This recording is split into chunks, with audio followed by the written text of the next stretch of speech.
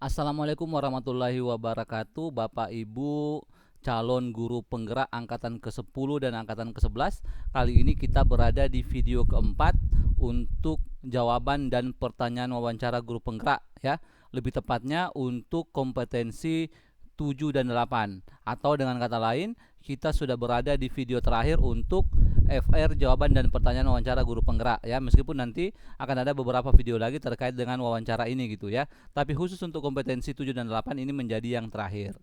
Namun sebelum kita membahas terkait dengan kompetensi kematangan emosi dan misi tujuan ini ya, teman-teman sebagai bentuk dukungannya dipersilakan untuk klik tombol subscribe, like, komen, dan share video ini.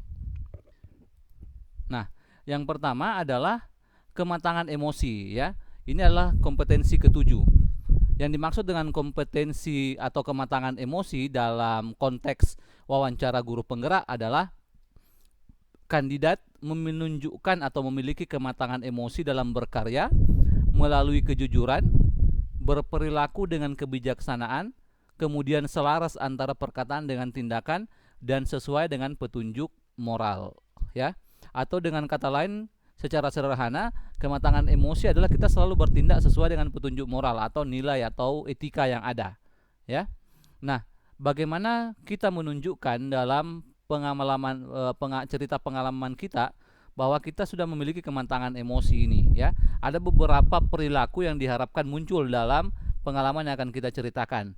Di antaranya adalah kita membagi informasi mengenai diri atau mengenai masalah kepada orang lain.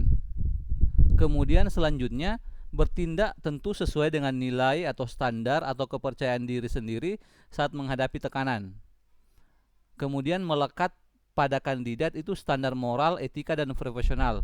Yang terakhir adalah sesuai antara perkataan dan perbuatan, dan bertindak sesuai dengan prinsip dan keyakinan luhur. Ini saya tambah di sini ya, bertindak sesuai antara perkataan dan perbuatan ya. Jadi ada 5 ini ya yang minimal harus muncul dalam cerita pengalaman kita sehingga kita dianggap memiliki kematangan emosi ya. Nah, sekarang contoh pertanyaan yang mungkin ya untuk kematangan emosi ya, atau bisa juga disebut kedewasaan ini ya. Nah, ini contohnya. Ceritakan pengalaman Anda melihat suatu proses kerja tidak dilakukan sesuai dengan moral atau standar profesi. Dalam keadaan itu apa yang Anda lakukan dan kemudian bagaimana hasilnya. Ini salah satu contoh ya. Ada juga contoh yang lain. Ceritakan pengalaman Anda ketika diminta ya. Jadi bukan hanya melihat tapi juga diminta untuk melakukan sesuatu yang tidak sesuai dengan standar prosedur seorang guru dan moral. Apa yang Anda lakukan, bagaimana hasilnya ya. Jadi selalu seperti itu, apa yang dilakukan, bagaimana hasilnya. Nah, ini contoh jawabannya. Misalkan kita pilih pertanyaan yang pertama tadi ya. Ceritakan pengalaman Anda melihat suatu proses kerja tidak dilakukan sesuai dengan moral, standar profesi. Apa yang Anda lakukan dan mengapa? Bagaimana hasilnya? Nah, kita jawab dengan konsep STAR ya. Nah, ini berkali-kali nih konsep STAR ini ya. Nah, ini contohnya ya, situationnya. Pada tahun 2023 saat pelaporan penggunaan dana BOS, saya melihat isi laporan tidak sesuai. Tidak sesuainya, ada kegiatan yang dilaporkan dikerjakan menggunakan dana BOS, padahal kegiatan tersebut tidak pernah dilakukan di sekolah. Ini padahal ya. Ini padahal tidak pernah dilakukan di sekolah gitu ya. Menurut saya hal ini sangat tidak sesuai dengan moral dan standar profesi seorang pengajar. Ya, ini kan jelas ya. Ada penyalahgunaan. Dikatakan ada kegiatan tapi ternyata tidak ada. Dan kegiatan itu dikatakan menggunakan dana BOS padahal tidak. Artinya ada dana yang hilang ya. Nah, seperti itu. Apa yang dilakukan? Nah, ini tindakannya. Sebagai seorang guru biasa, saya sadar betul tidak punya power untuk menegur secara langsung, sehingga saya terlebih dahulu berdiskusi dengan guru senior yang cukup dihormati ya. Nah, ini artinya dia apa ini ya istilahnya ya? Dia menyadari kekuatan dan kelemahan ya. Ini menyadari kekuatan dan kelemahan ya. Ini jelas ya, kelemahan ya.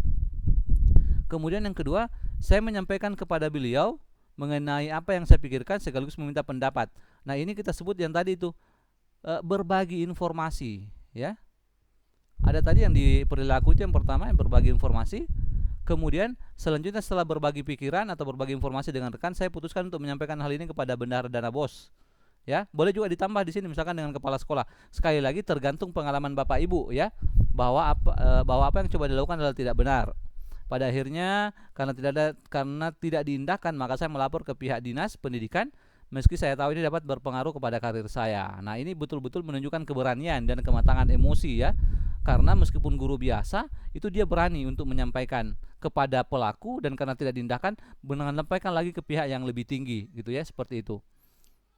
Kemudian hasilnya bagaimana? Akhirnya ada tindakan berupa teguran langsung dari pihak dinas, bukan dinas kesehatan ya, tapi dinas pendidikan ya. Dinas pendidikan kepada kepala sekolah dan bendahara, dan laporan pun dibuat sebagaimana mestinya ya. Artinya ini berhasil ya. Cerita ini menunjukkan kematangan emosi. Yang pertama adalah menantang ketika ada perbuatan yang dilakukan tidak sesuai dengan moral ya. Kemudian dia berani meskipun dalam posisinya dia adalah guru biasa melawan kepala sekolah dan bendahara dana bos ya. Itu untuk kematangan emosi ya. Cerita untuk kematangan emosi. Jadi tapi sekali lagi Bapak Ibu silakan diakumulasi atau di list, diidentifikasi pengalaman Bapak Ibu yang kira-kira sesuai untuk kematangan emosi ini ya. Selanjutnya untuk yang kedua ya, untuk misi dan tujuan gitu ya.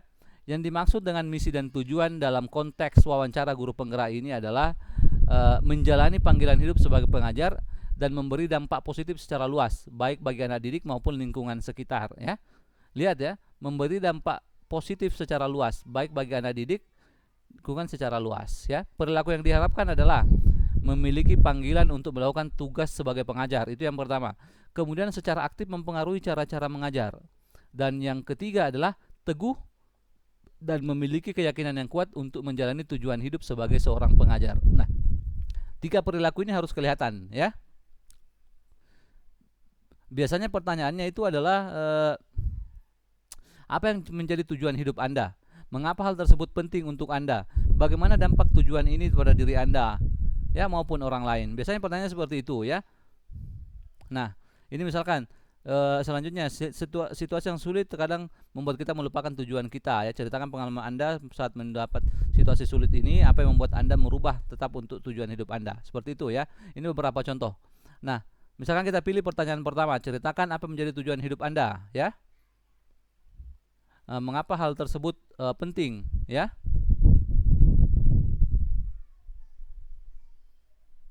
Oke, ini agak kurang pas jawabannya ya. Nah, selanjutnya misalkan ceritanya ini adalah tujuan hidupnya ya. Saya coba membuat ini karena ini tadi masih yang kematangan emosi ini. Saya coba membuat cerita ya, pengalaman fiktif dari saya ya terkait ini ya. Misalkan situation text-nya ya, tujuan hidupnya misalkan adalah menjadi seorang pengajar ya, menjadi seorang pengajar yang profesional misalkan ya, profesional, kemudian mengantarkan siswanya untuk sukses ya, siswa untuk sukses ya. Mengapa hal ini penting ya untuk Anda? Karena kesuksesan ya peserta didik itu adalah kesuksesan guru. Kesuksesan guru ya, seperti itu. Nah, apa yang sudah Anda lakukan? Boleh saja banyak ya. Banyak ikut pelatihan ya, atau yang pertama mungkin mengambil kuliah. Mengambil kuliah prodi pendidikan ya. Ini kan jelas sudah ingin jadi guru gitu ya. Kemudian setelah lulus mendaftar hanya guru. Mendaftar pekerjaan hanya guru ya. Pekerjaan hanya guru. Pekerjaan hanya guru ya. Hanya guru. Kemudian yang ketiga itu honorer, gaji kecil ya, sudah lama. Seperti itu ya. Nah, seperti itu. Kemudian bagaimana dampak tujuan hidup ini kepada Anda ya.